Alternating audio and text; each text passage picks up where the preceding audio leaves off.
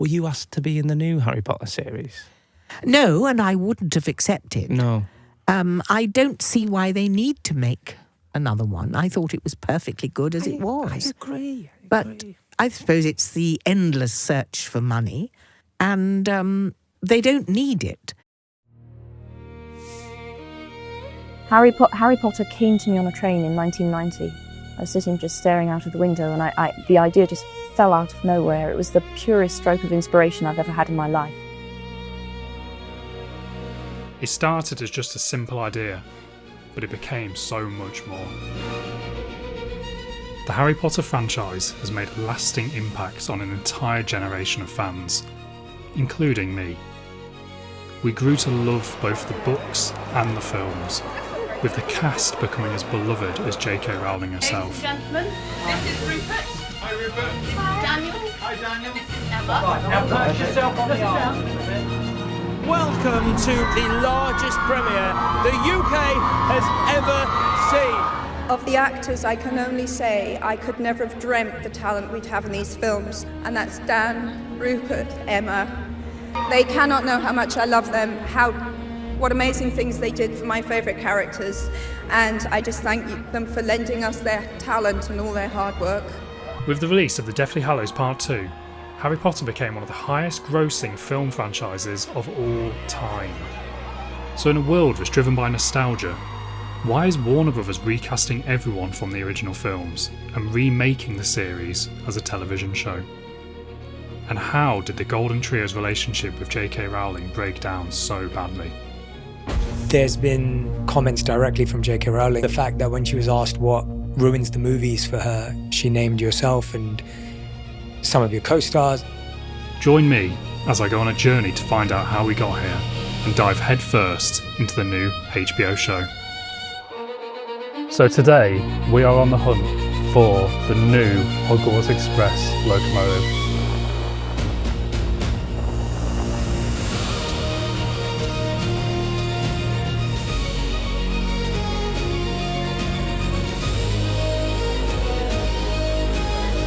There it is. Content. There's some filming happening in Yorkshire, so we're going to drive up to Skipton and we're going to find out what's happening.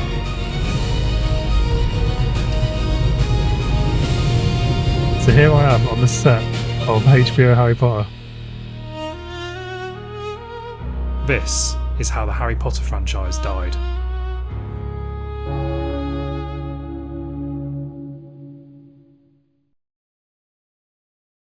But to understand how the franchise ended, we'll first take a look at how it started. I was going by train from Manchester to London, sitting there thinking of nothing to do with writing, and the idea came out of nowhere. I could see Harry very clearly, this scrawny little boy. So I'm rummaging through this bag to try and find a pen or a pencil or anything, so I just had to sit and think. I had all these ideas bubbling up through my head. So I got back to my flat in Clapham Junction and started writing.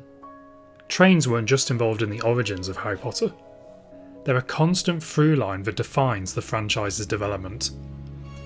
In this video, we'll show how trains, and the Hogwarts Express itself, have been present throughout every significant moment of the franchise. In the books, it's a train that brings Harry into the wizarding world, and in real life, it's also how J.K. Rowling came into the world. For me, King's Cross is a very, very romantic place. Probably the most romantic station, purely because my parents met here. So that's always been part of my childhood folklore. My dad had just joined the Navy, my mum had just joined the Wrens. They were both travelling up to Arbroath in Scotland from London, and they met on the train pulling out of King's Cross. So I wanted Harry to go to Hogwarts by train. I just love trains, I'm a bit nerdy like that. And obviously, therefore, it had to be King's Cross.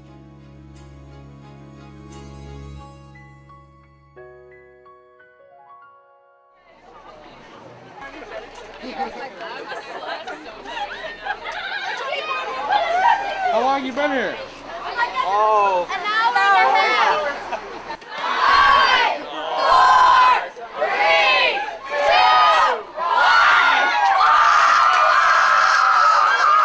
1. When it comes to Harry Potter, I don't think you can overstate how important this franchise was to my generation, or to me specifically at least. This was my childhood. Some of my earliest memories of my dad reading me these books. I have very few memories of my first house. I remember my sister cutting her foot open on a scooter and almost bleeding out. I remember coming downstairs during an I'm a Celeb to Get Me Out of Here final and watching Joe Pasquale win. I remember my brother getting bitten by a dog. And one of the other few memories I have of my first house is getting my first ever Lego Harry Potter set. And this is one of the first sets they ever did themselves as well. And it was of the Sorting Hat. It was a very tiny little set. I think they were just kind of testing the water to see what would take off and what wouldn't. That memory is so vivid in my head. I can remember being in the garden and opening it for the first time and looking at all the pieces. And it's just stuck with me. And the franchise in general has stuck with me so much. I think for my generation, we went from reading the books and loving the books, and then we had this second wave of the films, and the films were amazing. Where are we at with the movie? Actually, we're doing really well with the movie. It'd be quite kind of nice to find Harry, though. How involved were you in the casting process, and how much do I have to thank you? Ladies and gentlemen, this is Rupert. Hi, Rupert. This is Daniel. Hi, Daniel. As you know, we found Rupert and Emma and they were perfect, and that was a done deal, and we still couldn't find you. After we had looked at countless tapes and seen countless kids, I remember popping in a tape of David Copperfield. And I saw Dan's scene, and I thought, this kid really has the potential to be Harry Potter. And so they let me audition. And action. And then the first time I ever saw you was on screen. That's a dragon egg. What is it? That's what that is. What is that? A dragon egg. If you heard your mum screaming like that, you're just about to be killed. You wouldn't forget in a hurry. That I found incredibly moving. And I phoned David up, and I said, he's great, he's fantastic. And I did say to David, it was like watching my son on screen. Mark? I never thought to look in here. I checked this out first term. For a bit of light reading. This is light. Shut up. Do you know what? It was really lucky I spoke to Emma first on the phone before I met her, because I fell absolutely in love with her. She said to me, I've only ever acted in school drama plays before, and God, oh my God, I'm so nervous, I can't believe I got the part. And then she spoke for like 60 seconds at least without drawing breath, and I just said, Emma, you're perfect. Joe Rowling asked me to read this here today. Having seen Dan Radcliffe's screen test, I don't think Chris Columbus could have found a better Harry. I am also delighted to see that we're going to have a screen Ron and Hermione who can bicker as though they've been doing it all their lives. I wish Dan, Emma, and Rupert the very best of luck and hope that they have as much fun acting the first year at Hogwarts as I had writing it. So J.K. Rowling had more than given a seal of approval to the cast. So now, filming had to begin. And as I said at the beginning, the whole of the Harry Potter franchise just comes back to trains over and over again, as the first day of filming began at a train station. Never stepped on a film set in my life, never acted professionally before, and then you walk onto this enormous set with hundreds of crew. It's not easy. On the first day of filming, it actually sunk in that I'm playing Harry Potter, and I realised, okay, this isn't a dream anymore. This is real life. The Harry Potter films would go on to become some of the highest grossing films of all time, and one of the highest grossing film franchises of all time. But it didn't just make money, it made an impression on a whole generation of fans.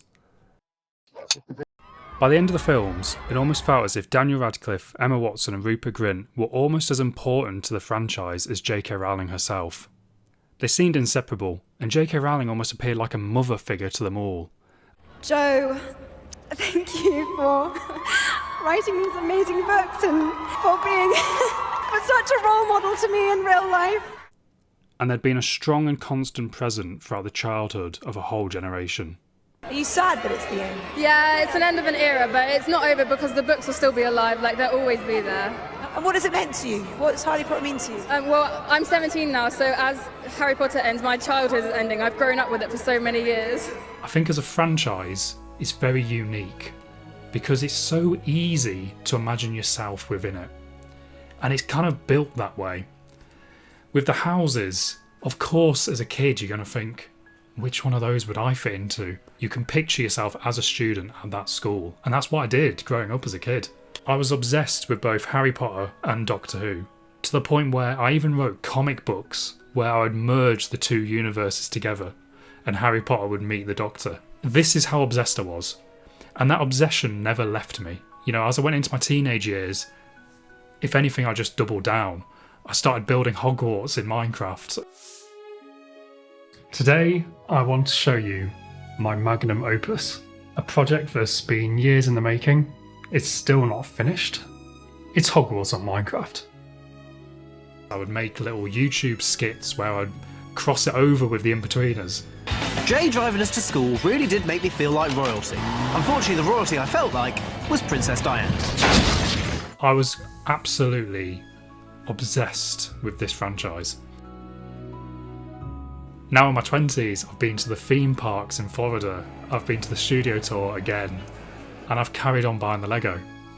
Right back from that first Lego set, I'm still obsessed with it. I still want to buy all the Lego sets I can. But that got me thinking, I think a big theme of this video is nostalgia. So why not go back to one of those first memories I have of the franchise and look at that first ever Lego set? Now unfortunately, I do not know where my original piece of this is. It's probably long gone. But I did see you can still buy it on eBay. That's what I've got here. I'm genuinely really excited to have a look at this. So let's have a look. Another box.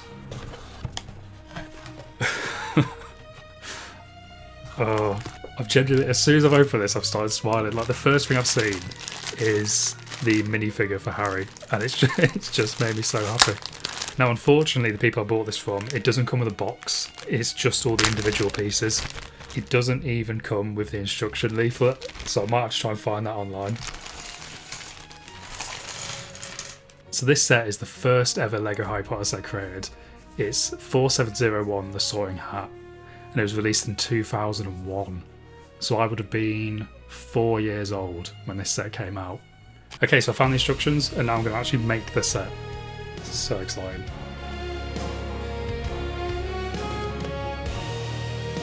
Genuinely can't understand these instructions. This is really embarrassing. This is for like kids. That? What? Right. And there we go. It's starting to spin.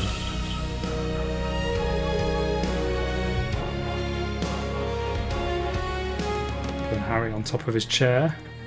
I don't know why he can spin, but he can. We can now select our house. So honestly, seeing this for the first time again after like, what is it, 20 years? 24 years since I bought this set, or I was given it for like my birthday or Christmas or whatever it was. It's so nostalgic seeing this again. For many people like me, the franchise is a comfort blanket. It's an unproblematic, safe space that outsiders can be made to feel part of something, until the 2020s, where everything went wrong.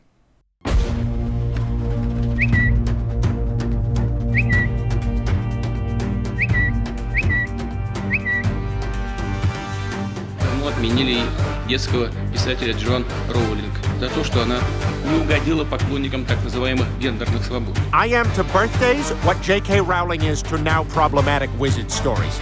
Trans women aren't really women.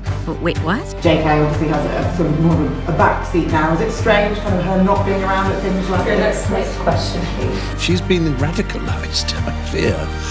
There's been comments directly from J.K. Rowling. The fact that when she was asked what ruins the movies for her, she named yourself and some of your co-stars. As you kind of seen in some of the interview footage I found whilst researching this video,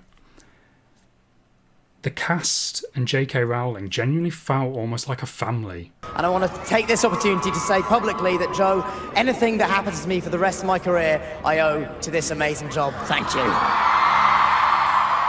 And then as we've gone on and the controversies have kind of began, all of them have fallen out.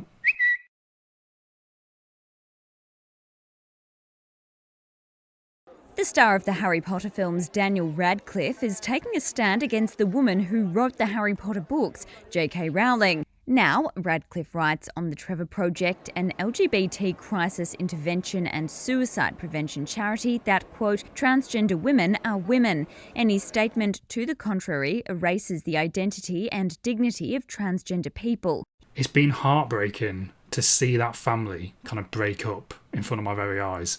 And the worst thing for me is, as I've said, growing up, my two passions were Harry Potter and Doctor Who. And last year, J.K. Rowling was slagging off David Tennant on Twitter. It's like you couldn't make it up. It's two sides of my childhood fighting each other right in front of my very eyes. What message would you like to send out to trans youth? Please don't feel like you're not loved.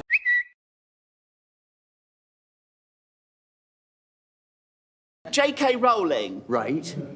I wanted to know how you thought of being called out like that.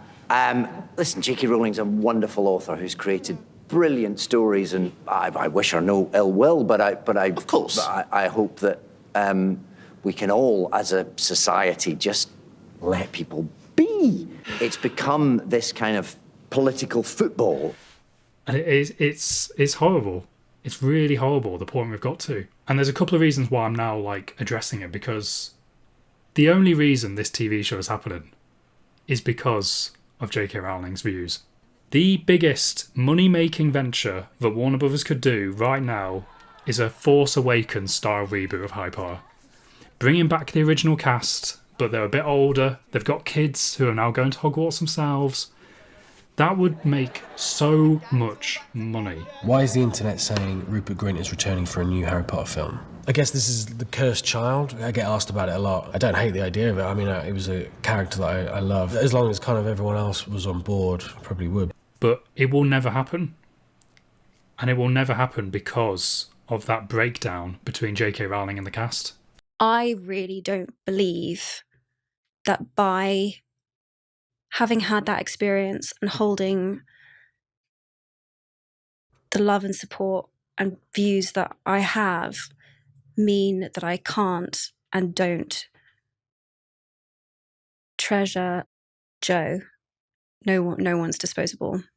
But Rowling slamming her comments in a post on X, writing, like other people who have never experienced adult life uncushioned by wealth and fame, Emma has so little experience of real life, she's ignorant of how ignorant she is. It's so sad that we've gone from those warm, happy memories of J.K. Rowling and the cast from, 20 years ago.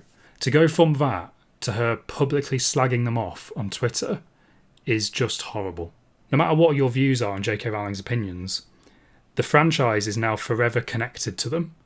And whenever a new product comes out, it just reignites all that fierce, toxic debate. All I want is to go back to a pure and simple time where I could appreciate this without thinking about online debates and the cast falling out with J.K. Rowling and the fact we'll never get a continuation of those original films. How do we get back here? How do we get back to this timeline? I don't know. It looks like HBO Max, they are now in the early stages of developing a live-action Harry Potter TV series. So, HBO Max had officially announced a new Harry Potter TV series, and it'd be a complete remake of the films, with one season of TV per book, obviously allowing for a much more faithful adaptation of the books than the films ever were. You could say we've seen it all. But those books were so cut down. For the movies. For the movies. Then they started announcing the crew. Francesca Gardner was announced as the showrunner. She'd previously worked as a writer on His Dark Materials, which is very kind of Harry Potter-y, and The Man in the High Castle, which is a great show up until the last season when it suddenly becomes a rubbish show. But it begins brilliantly. And she was also a producer on Killing Eve and Succession. So she had some really great credits behind her. And of course, J.K. Rowling was also announced as an exec producer. Then began the cast announcements. The upcoming Harry Potter TV series has its young stars. Here they are, and they're all relatively new to showbiz. Dominic McLaughlin, there in the middle, will play Harry. Arabella Stanton on the left is Hermione. And in the role of Ron, red hair and all, Alistair Stout. And interestingly, Arabella Stanton has already played the role of Hermione Granger. Oh, all the copies of Hogwarts history have been taken out. think I'm quite similar to Hermione. I mean, I think I'm fairly good at school, and I am quite a bit of a perfectionist. I always want to do everything perfectly. At the time of recording this, I've listened to the first audiobook they've done, and Arabella is really, really good as Hermione. And weirdly, she kind of sounds like Emma Watson. I don't know if she's doing like an impression of her, but she just sounds very similar. They joined previously cast Hogwarts staff, including Conclave actor John Lithgow as Dumbledore. Jonathan Lithgow was announced as Albus Dumbledore. He'd previously played Churchill in The Crown. It's a good choice, fairly standard choice. He's a bit old. Were you excited to sign on to something that you could be playing for the next 7 to 10 years? Look, I'm about to turn 80. Next year I'll be 80. I'll be 86 or 7 at the wrap party for this one. It's a wonderful winding down role. That's how I see it. We've obviously had quite tragic instances with Dumbledore's dying in the past. Is he going to make it to the end of the show? Tony winner Janet McTeer as Professor McGonagall, Papa Seymour as Snape, Nick Frost as Hagrid, theater star Luke Thallon as Professor Quirrell, and UK comedian Paul Whitehouse as Argus Filch. Out of the rest of the cast, some of the most interesting ones were Nick Frost as Hagrid, who I had predicted months ago, and Papa Seymour as Snape, which has caused a lot of controversy, which is frankly kind of stupid. With this series, you're kind of damned if you do, damned if you don't. You know, if you cast different people in the roles with different ethnicities, different races, different genders, you're just going to get people pushing back. Whereas if you cast people who are very, very similar to the previous cast, then people are saying, well, you're not taking chances, you're not taking risks. With me, the whole thing with casting is you're kind of doomed from the beginning, because some of the people that were cast in the original Harry Potter films were so iconic in their roles that I don't see people ever topping them. Alan Rickman as Snape is just perfect. Like, he's defined that role. So if you tried to cast someone very similar to Alan Rickman, they're just going to pale in comparison. You could have cast Benedict Cumberbatch, but then you're just constantly going to compare him against Alan Rickman. So why not mix it up a bit? If you can never compare to the previous actor, get someone new, get someone different. So I think it's a good idea. While I'm really aware of what went before me in terms of, Robbie's amazing performance, I'm never going to try and be Robbie. So that's our new cast. I wrote to Dominic and I sent him a letter and he sent me a very sweet note back, and I just wanted to say, I do not want to be like a spectre in the lives of these children at all. I just wanted to write to him and say, I hope you have the best time. You could start thinking this is a new TV show, it's a new adaptation of Harry Potter, it's going to be more faithful to the books. Maybe we're going to get new designs of things, new costumes, new sets, a complete reimagining of the wizarding world. But then the first images started to drop, and it all looked very similar. People caught an image of Nick Frost filming in London, and he looks exactly like Robbie Coltrane. Like his costume, his styling, his beard, his facial hair. We then got a picture of Dominic McLaughlin in his school uniform. It looks very similar to everything that's come before it. And to top it off, it was announced that Warwick Davis is returning as Professor Flitwick. Is this a new series or not? As of yesterday, I think, I looked in the online and there were photographs of Nick Frost as Hagrid. And he's wearing the exact same costume that we designed for Hagrid. I thought the costumes were good. I thought everything was going to be different, but it's more of the same, which is interesting. Part of me was like, what's the point? And there were warning signs from the very beginning. The announcement trailer featured John Williams' original score, and the castle looked exactly like Hogwarts Castle from the films. And also the logo was exactly the same. It kind of appears that they're too scared to change any of the iconography from the original films, which kind of brings us to the whole point of why bother even trying? Why bother replacing something that doesn't need replacing? But what could be different? It appears that the TV show is probably going to be faithful to the time period the books were actually set in. And it kind of appears from the filming set photos we've seen so far that they're wearing 90s era costumes, and the cars in the background kind of look like 90s era, or at least early 2000s. There's also a greater diversity in the cast with Arabella Stanton and Papa Seymour. There will be new writers, they will inevitably bring a bit of a different take to the stories. And the length of time obviously will be much longer, which I think will be interesting. Will the general public's attention span be good enough? I think a general audience just wants to stick a Harry Potter film on a Christmas and be done in 2 hours. Do they actually want to sit through 8 hours of Harry Potter?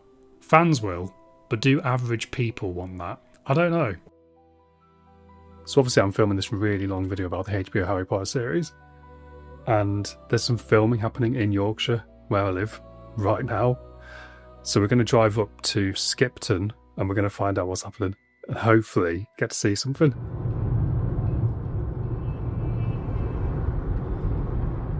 We've come out to try and find it. There was some filming happening here in Skipton last night, and there was a wizard on top of the rooftop, and he was like moving his wand about. There's been a lot of speculation about what scene that is. Like, there's no kind of like obvious scene. Some people think it might be someone celebrating the death of Voldemort, and he's like shooting stars into the air, but we don't know. Like, it's a cool shot.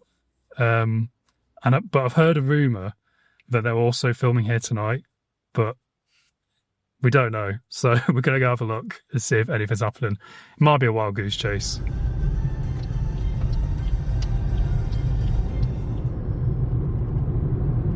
So here I am on the set of HBO Harry Potter. There's no one here.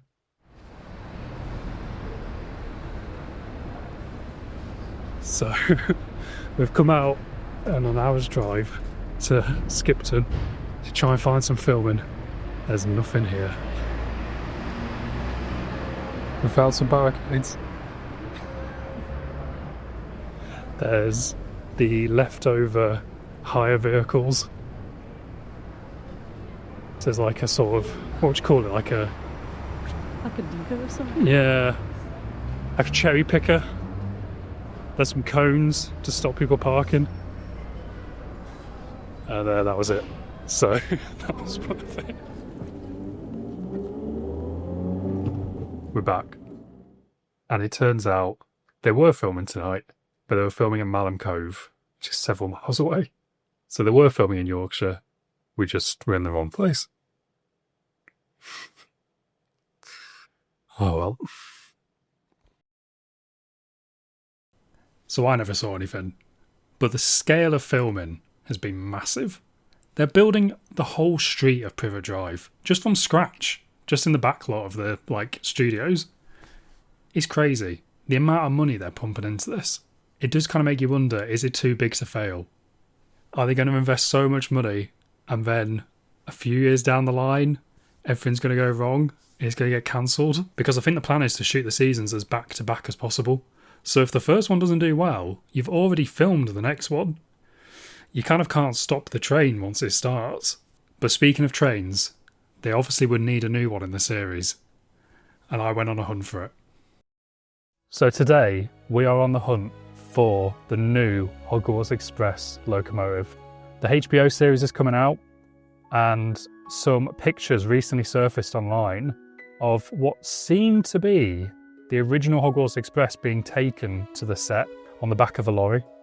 And immediately I was thinking, wait, is that the original Alton Hall, which was used in the original Harry Potter films, which is currently on display at the Warner Brothers studio tour? I was like, have they managed to sneak it out under the cover of darkness and got it to the new set? But no, this is a new steam engine that's being used for the series. It's 6989 Whitewick Hall. It's a modified hall, so it is slightly different to Alton Hall, the original one. So it is a steam engine that we've not seen before, but it's been painted to look exactly like the original Alton Hall Hogwarts Express. So after some research, I discovered that you can actually find it. It's down here at Buckinghamshire Railway Centre. It's on loan to Warner Brothers, but every couple of days a month, it's in steam at this railway centre. So we've come down to Buckinghamshire to try out to find it. So here we are, trying to find the new Hogwarts Express.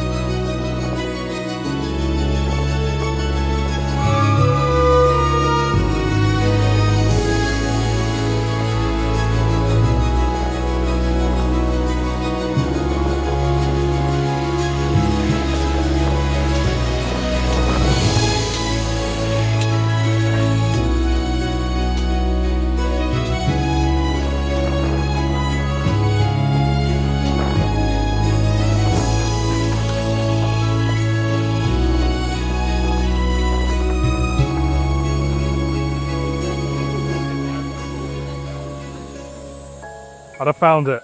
6989, Why We're Cool. There it is. Content.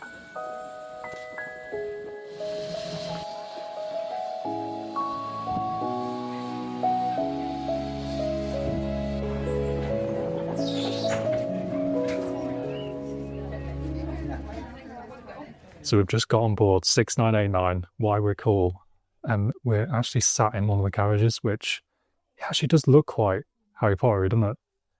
But I'm presuming, even though like these are the carriages that are attached to Why We're Cool today, I'm presuming they're not what's being used in the TV series, because the actual like quality inside feels like they're a little bit like dated slightly. But we are still being pulled by the same engine that is going to be used in the new Harry Potter TV show. It's quite exciting.